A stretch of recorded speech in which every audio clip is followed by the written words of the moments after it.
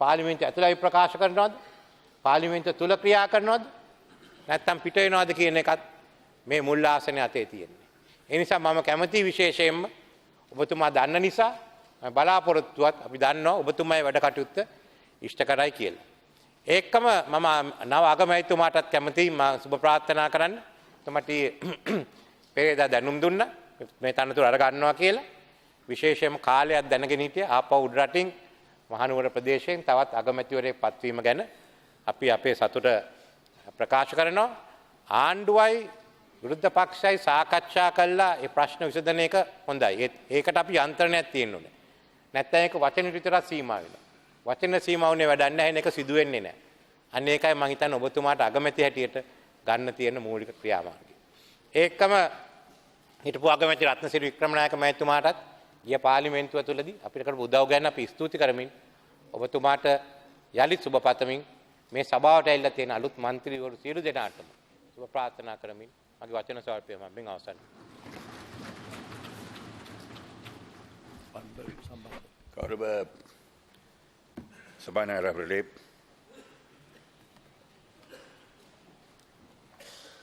இந்த பாராளுமன்றத்தின் சபாநாயகராக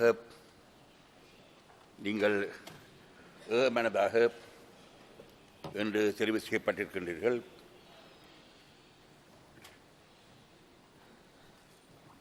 என் சார்பிலும் எனது கட்சியாகிய தமிழ் தேசிய கூட்டமைப்பின் சார்பிலும் உங்களுக்கு நமது பாராட்டுகளை இந்த சந்தர்ப்பத்தில் தெரிவித்துக் கொள்வது எனது கடமை என்று நான் கருதுகின்றேன்.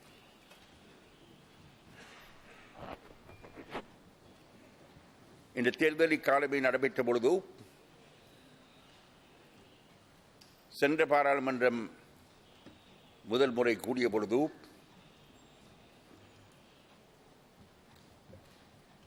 சபாநாயகர் தெரிவு என்ன விதமாக நடைபெற்றது என்பது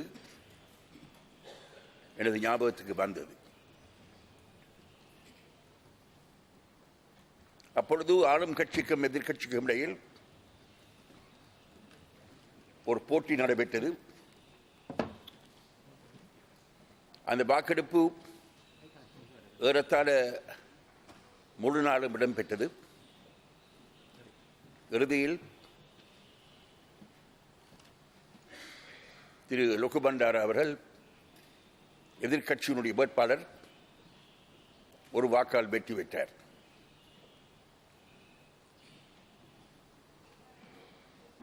அவருடைய வெற்றிக்கு நமது கட்சியும் 21 வாக்குகளை கொடுத்து ஒரு பாரிய பங்களிப்பை செய்திருந்தது. ஆனால் இம்முறை நீங்கள் ஏகமனதாக தெரிவு செய்யப்பட்டிருக்கின்றீர்கள். அது இந்த சபை உங்கள் மீது வைத்திருக்கின்ற நம்பிக்கையை எடுத்துக்காட்டும் ஒரு விடயமாக அமையும் என்று நான் கருதுகின்றேன். எம்மை பொறுத்தவரையில் உங்களுடைய தெரிவை நாங்கள் மனப்பூர்வமாக வரவேற்கின்றோம். எமது முழுமையான ஒத்துழைப்பு உங்களுக்கு தரப்படும் என்ற வாக்குறுதியை இந்த சந்தர்ப்பத்தில் நான் குறிவைப்பது பொருத்தமாக இருக்கும் என்று நான் நினைக்கின்றேன்.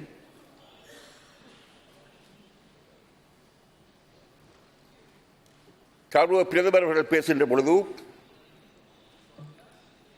ஒரு முக்கியமான விடயத்தை குறிப்பிட்டார். 30 வருட காலமாக நடைபெற்ற யுத்தம் தற்போது இந்த நாட்டில் முடிவுக்கு வந்திருப்பதாகவும் அந்த சூழல் நிலையில்தான் இந்த பாராளுமன்றம் இன்றைக்கு கூடுவதாகவும் அவர் குறிப்பிட்டார்.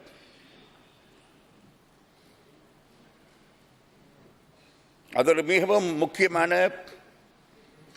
பொருத்தமான கருத்து என்று நான் கருதுகின்றேன்.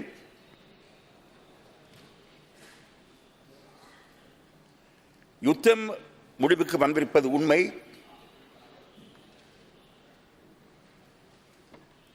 இந்த நாட்டு மக்கள் பொதுவாக யுத்தத்தை விரும்பவில்லை. யுத்தத்தின் காரணமாக இந்த நாட்டில் வாழ்கின்ற மக்கள் அனைவரும் மிகவும் மோசமாக பாதிக்கப்பட்டார்கள். அதை எவரும் மறக்க மாட்டார்கள். அந்த வகையில் இந்த யுத்தம் முடிவுக்கு வந்திருப்பதை நாங்கள் எல்லோரும் வரவேற்கின்ற அதே சமயத்தில்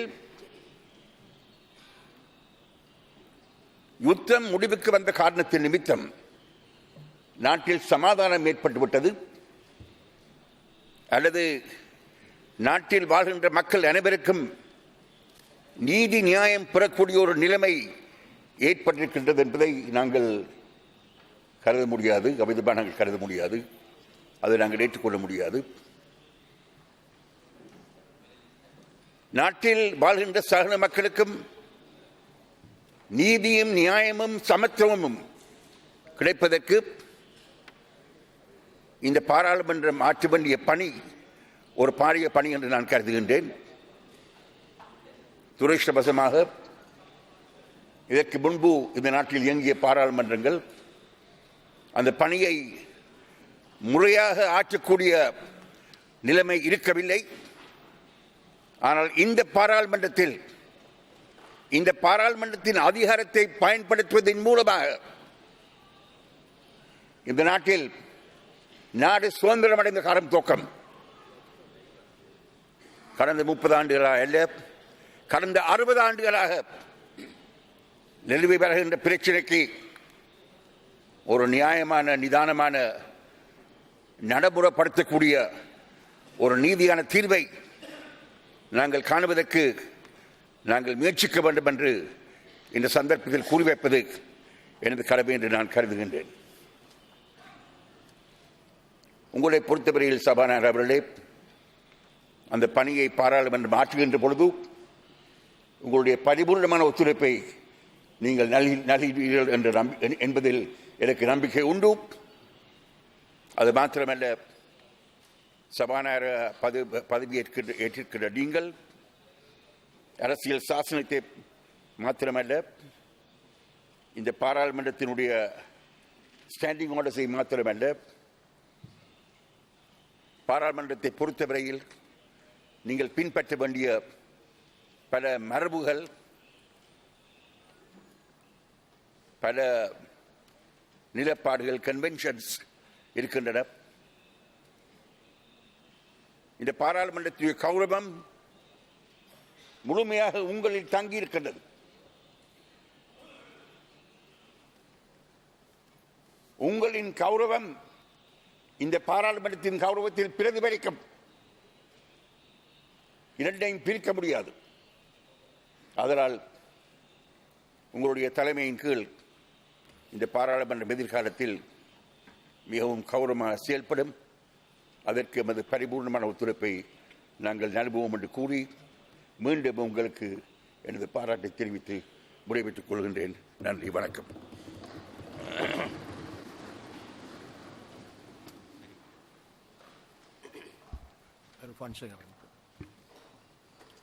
කරු කතානායකතුමනි, ඔබතුමාගේ මෙම සභාවේ නායකයා හැටියට පත්වීම ගැන අපගේ පක්ෂය වෙනුවෙන් උදයාංගම සන්තෝෂය ප්‍රකාශ කරන අතර ඔබතුමාට ඔබතුමාගේ කාර්යභාරය සාර්ථකව සර්ව ප්‍රකාරයෙන් සාර්ථකව කරගෙන යාමට ලැබේවා කියලා මම මේ අවස්ථාවේ ප්‍රාර්ථනා කරනවා. මේ රටේ දේශපාලනයේ තීරණාත්මක අවධියක මේ රට ගමන් කරන කාල පරිච්ඡේදයක ඔබතුමාට ඔය ආසනයේ සිටගෙන පිටු කිරීමට වෙන සේවය ඊටාම බාරදූරයි, ඉතා විශාලයි. එම සේවය අපක්ෂපාතීව සාධාරණව රට වෙනුවෙන් ඉෂ්ට කරાવી ඉෂ්ට කරන්නට ඒ ශක්තිය ලැබේවා කියලා මම ප්‍රාර්ථනා කරනවා. ඔබතුමා පාර්ලිමේන්තු සම්ප්‍රදායන් සහ පාර්ලිමේන්තු ප්‍රජාතන්ත්‍රවාදය ආරක්ෂා කරමින් ඔබතුමාගෙන් ඉටුව යුතු සේවය ඉෂ්ට කරાવી කියන විශ්වාසය අප තුළ රඳා පවතිනවා. රටේ ප්‍රජාතන්ත්‍රවාදයේ ප්‍රතිපත්ති රැකීම ආරම්භිය යුත්තේ මේ ස්ථානයෙන් ප්‍රජාතන්ත්‍රවාදයේ මූලික ප්‍රතිපත්ති සියලු දෙනාගේම නිදහස, සියලුම පුරවැසියන්ට සමාන අයිතිවාසිකම් තිබීම, සියලුම දෙනාගේ මානුෂික අයිතිවාසිකම් රැක ගැනීම,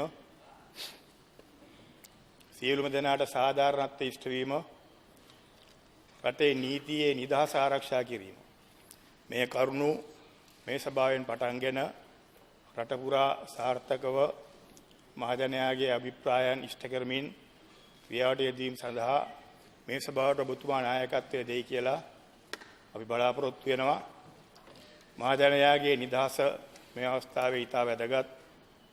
මහජනයාට තිබිය යුතු අයිතිය, සාධාරණත්වය, කතා කිරීමේ අයිතිය, අදහස් ප්‍රකාශ කිරීමේ අයිතිය, වෙනස් වූ දේශපාලන අදහස් දැරීමේ අයිතිය, ඇසුරු කිරීමේ අයිතිය,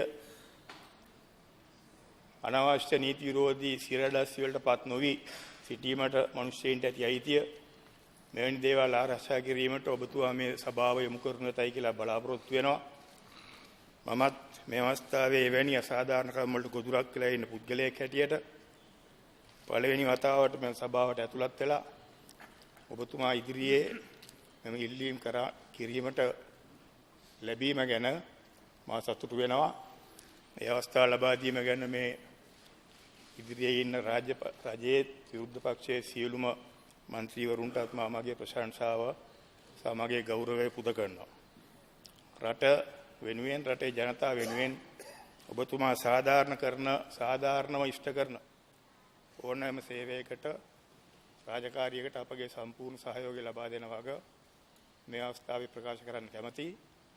ඔබතුමාට ජයපතන අතර ගරු අගමැතිතුමාටත් ඔබතුමාගේ නව නිලයේ රාජකාරී කිරීමට අපේ ආශිර්වාදය ප්‍රකාශ කරනවා.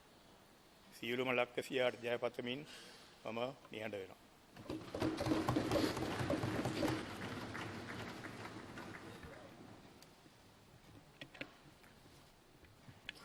Mr. Speaker, Bismillah ar-Rahman Rahim.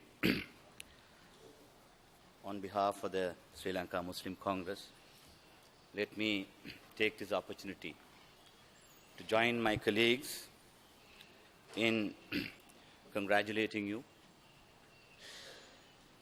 in the expectation that you will, as expected, of this exalted office of Speaker, uphold the traditions, conventions, and the rules of this House, and maintain that necessary equilibrium which will ensure that all shades of political opinion would reverberate within this chamber with equality, justice, and fair play. Mr. Speaker, you belong to a very proud, glorious tradition. Your father being a pioneer of the Sri Lanka Freedom Party, and you yourself have been a distinguished parliamentarian, having served this House for almost 20 years or more. And we once again would like to extend to you and expect from you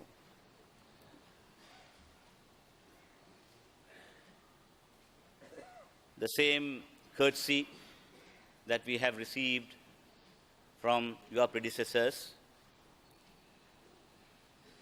particularly this being the first elected parliament in the post-war period. All of us across the party divides will be expected by those people who voted us to contribute towards nation building and build in the consensus to reach a solution to long-standing issues as well as the resolution of the national ethnic problem, and in the process introduce vital constitutional amendments and reforms which will ensure the same justice, fair play and equality that is expected from your exalted office. Mr. Speaker, previous speakers too referred to the bizarre election of the previous speaker, which extended on to nightfall and beyond. If I am to also refer to an anecdotal event, I would say that this is the second time that a presidential sibling has been chosen as a speaker. The previous occasion, the presidential sibling, the late Honorable Anura Bandaranaike, came from the opposition. And today, you come from the government. That's the only difference. But that same camaraderie, same goodwill, and the expectations of all members of the House that you will uphold the dignity and respect of this House springs in all our minds. And I would once again join my colleagues in wishing you a term which would be a momentous term, a term which will go down in history if that spirit of cooperation could be achieved as a term that fulfilled the dreams of all people of this country. Thank you very much.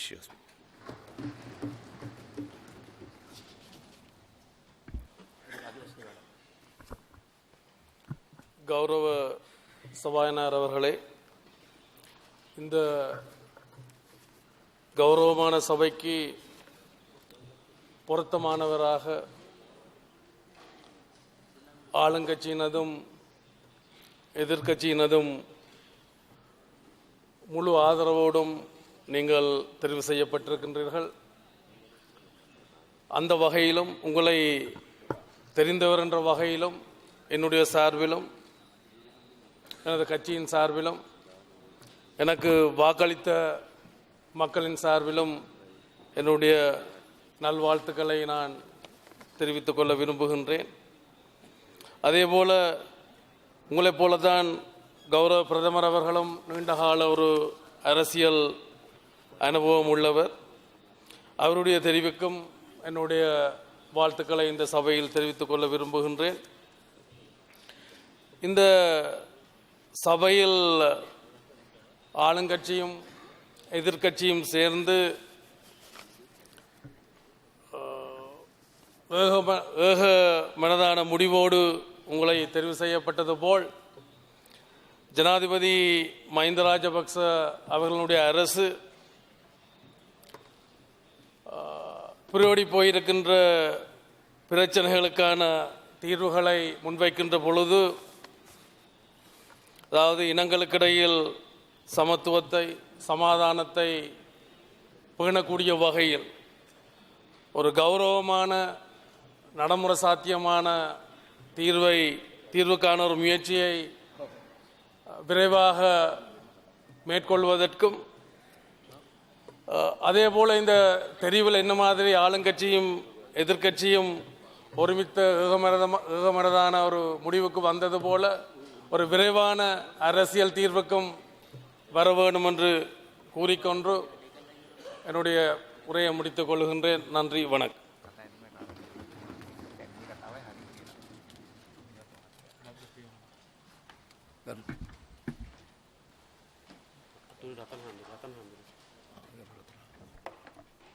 නම බුද්ධාය ගරු කතානායකතුමනි, ප්‍රථමයෙන්ම කැමති අද දින මෙම පාර්ලිමේන්තු සභාගර්භයේ කතානායක දුරයට පත් වූ චමල් රාජපක්ෂ මැතිතුමාට අපේ ස්තුතිය ආශිර්වාදය ප්‍රකාශ කරන්න කැමති ජාතික හෙළවුරුමය පක්ෂය හැටියට. ගරු කතානායකතුමනි, මීට පෙර සඳහන් කළ ආකාරයෙන්ම මීට පෙර පාර්ලිමේන්තුවේදී අපි මේ පාර්ලිමේන්තුවට තේරීපත් වූයේ වෙනම ස්වාධීන පක්ෂයක් හැටියටයි අපි ආවේ. අපේ ස්වාධීන ජනමතය සදාචාරාත්මක නොවන ආකාරයෙන් පරිහරණය කිරීම නිසා අපි මේ පාර්ලිමේන්තුව ඇතුලේ ඡන්ද නිෂ්ක්‍රීය කිරීමේ ප්‍රතිපත්තිය ඒ සදාචාරාත්මක නොවන ක්‍රියාදාමයට විරුද්ධව අපි අලුත් දේශපාලන සම්ප්‍රදායක් ඡන්ද නිෂ්ක්‍රීය කිරීමේ සම්ප්‍රදාය අපි පාර්ලිමේන්තුවට හඳුන්වා දීලා ප්‍රජාතන්ත්‍රවාදයේ පිළිබඳ අලුත් පාඩමක් බලවත් පක්ෂවලට අත්නෝමතිකව කටයුතු නොකළ සාධාරණව කටයුතු කිරීම පිළිබඳ අපි එදා පණිවිඩයක් ලබා දුන්නා. එපමණක් නොව එදා අපි මේ පාර්ලිමේන්තුව තුල තීරණාත්මක බලය බවට පත් වෙමින් කතානායකවරයා පත් කිරීමේ තීරණාත්මක ඡන්දය දෙකක් ලබා දුන්නේ අපි. එහිදී එක ඡන්දයෙන් ජයග්‍රහණය කළේ. අපි සන්තෝෂ වෙනවා. එහිදී ප්‍රජාතන්ත්‍රවාදී වෙනුවෙන් අපට අලුත් පාඩමක් පාර්ලිමේන්තු සම්ප්‍රදාය තුල නිර්භීත විදියට ඉදිරිපත් කරන්න පුළුවන් වීම සම්බන්ධයෙන්. ගරු කතානායකතුමනි, අපි අද මේ පාර්ලිමේන්තුවේ සිටින්නේ එක්සත් ජනතා නිදහස් සන්ධානයේ තරඟ වැදුණු කණ්ඩායමක් හැටියට. එක්සත් ජනතා නිදහස් සන්ධානය කියන්නේ පක්ෂ ගණනාවක් එකතු වී ඇති වූ සන්ධානයක්. ඒ සන්ධානය තුල අපිට අනන්‍ය වූ අපට ආවේනික වූ ජාතික මතවාදයක්, ජාතික දැක්මක් අපි සතුව තියෙනවා. ඒ සන්ධානය ඇතුලේ ඒ ප්‍රජාතන්ත්‍රවාදී මූලධර්මයන්ට අනුකූලව අපේ ස්ථාවරය රැකගනිමින්, අපේ අනන්‍යතාවය රැකගනිමින් අපි කටයුතු කිරීමට බලාපොරොත්තු වෙනවා. ගරු කතානායකතුමනි, ලෝකේ රාජ්‍ය කියන එක අතීත වැඩවසම් යුගයේ හැඳින්වුවේ දෙවියන් වහන්සේගෙන් ලැබුණු වරප්‍රසාදයක් හැටියට. අපි හඳුන්වන්නේ දේව වරම්වාදයේ හැටියට.